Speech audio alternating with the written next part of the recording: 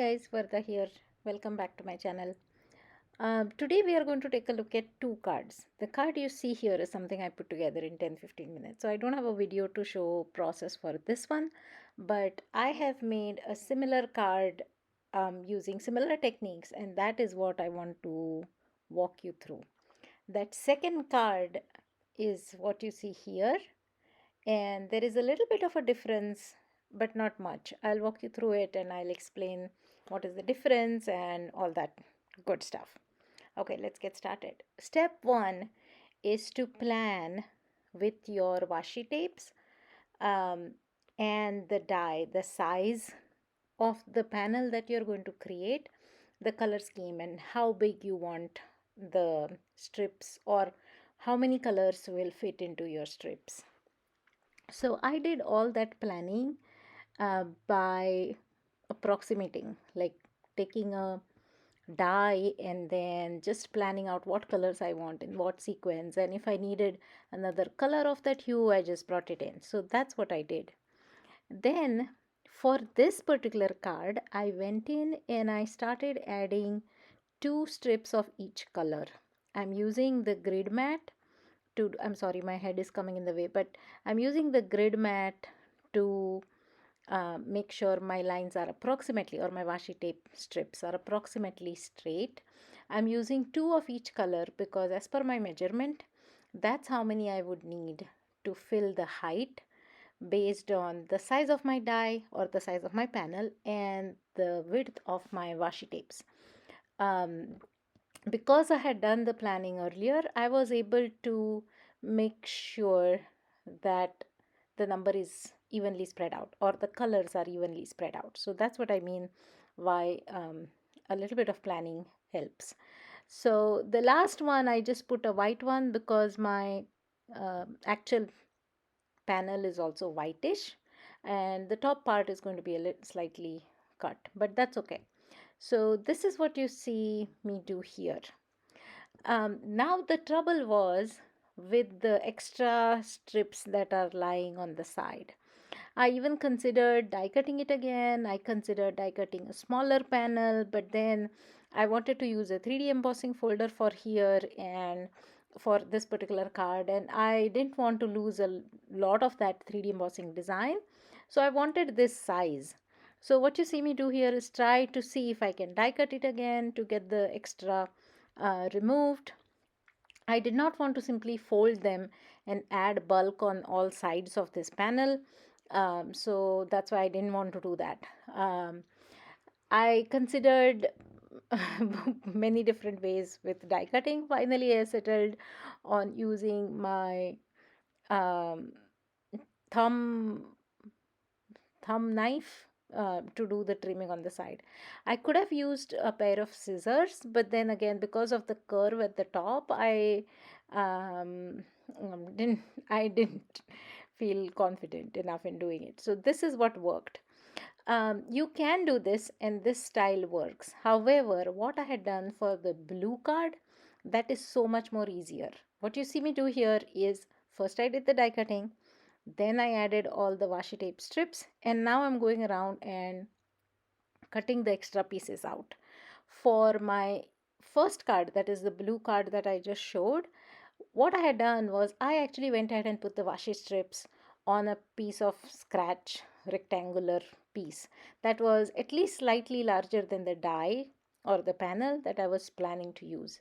What that helped me do is get all the strips done and then go in the center or align wherever I feel like, put my die on there and cut. This style is so much easier than what I was trying to do with the other one. So I would highly encourage you to give this style a try.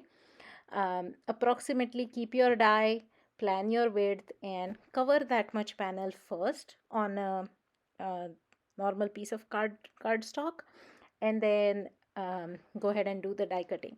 This same design style will also work for your cardstock strips or any other color paper strips that you want. The only recommendation I would have based on what I have seen is if you are using a 3D embossing folder, it's a good idea not to add too much bulk, especially because there will be adhesive behind these washi strips. So if you're using a very heavyweight cardstock and you're putting more cardstock strips on top, or you're putting some heavyweight cardstock, and then you're adding another layer of even washi tapes, then the things will start cracking, or you will have to put a little bit of moisture. With the colors and the color cardstock strips adhered, or maybe the washi strips that are adhered with adhesive, I did not want to add any other moisture or anything on top. So the base cardstock what I'm using is, I think, 65 or maximum 80-pound cardstock. It's not a heavyweight cardstock, and that's why it works really well. What you see me do here is just plan which part of that embossing folder is just so pretty. I someday I'm sure I'm going to use the whole of it and make that big a card or something, some kind of a project that is that big. I love it. But for this one, I finally settled on the bottom part of it. And this is the beautiful impression that I got. I am so much in love. It turned out way better than what I was thinking in my head. And yes, I absolutely love it. What you see me do here is, there are some areas on the side where I felt like a little bit of that washi tape which had not got properly or very, very perfectly trimmed with my thumb knife that is showing up. So I did a little bit of nipping and tucking here and there, and then the panel was ready. Now to mount this panel, instead of using a normal cardstock, I use the largest die from that same scrapbook.com nesting arches die set, and I used it in such a way that the fold of the card did not come on one of the lines. It came inside the die edges, and that's why the fold remained intact. My card base was cut in the arch shape, and because they are, both these dies are part of the same nested set, they nest beautifully, like almost perfectly. So that's what you see me do here. I also roughly cut a green fun foam, which I wanted to go underneath. I'm trying to use my fun foam pieces, color fun foam pieces, before I go order new fun foam pieces.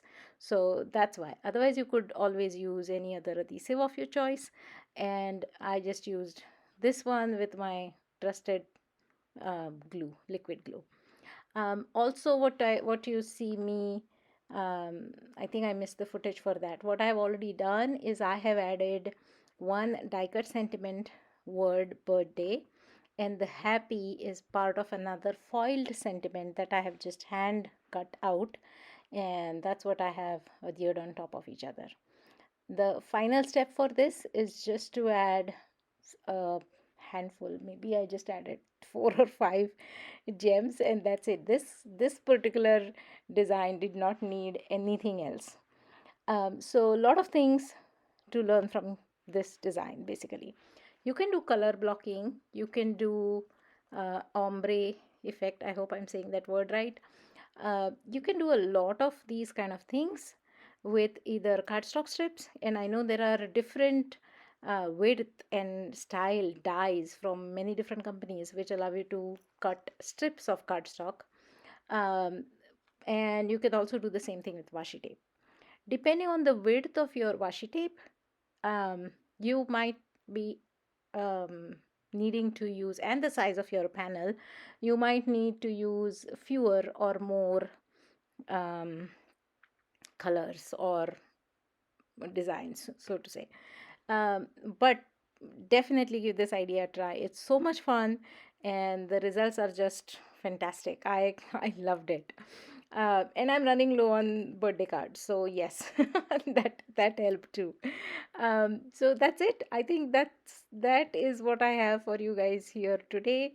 Oh, one last thing. Just because I picked these colors which are very girly, feminine, and I picked the design that was also floral, kind of girly, feminine, kind of a thing. That doesn't mean this particular style or this particular design idea can work only for feminine designs. Absolutely not. You can just change up the colors and go create kids cards, or you can change up the color and design and create masculine cards. In fact, my blue card, which I was just showing before this one, the original card which gave me this idea, is actually meant for a teen boy. So I did exact same things here. Washi tapes to create the ombre effect, all in blue. That is his favorite color, incidentally, and silver stuff on top. The alpha dyes and the sentiment and some silver gems, just because I cannot create a card without gems. That's it. So it became a masculine card. So you go with this idea, play, and create whatever style cards you want. I'm sure you will love it as much as I did. I sure hope you will love it as much as I did. That's all for today. Thank you so much for sticking with me. I hope you have a fantastic day and you get to implement this idea. Thank you. Bye.